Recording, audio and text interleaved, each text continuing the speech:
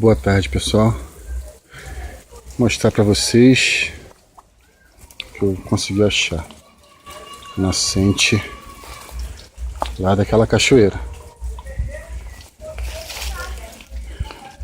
Ela fica aqui, tipo de Maceió. Depois eu vou ter mais informações sobre isso.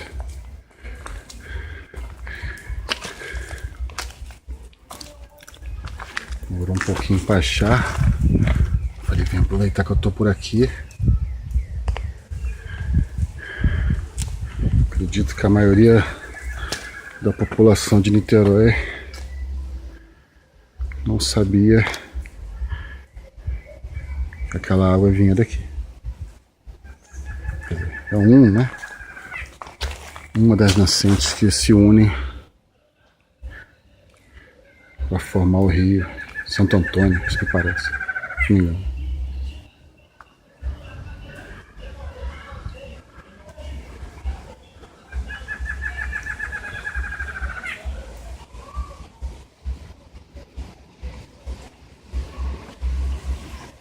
Bacana, né?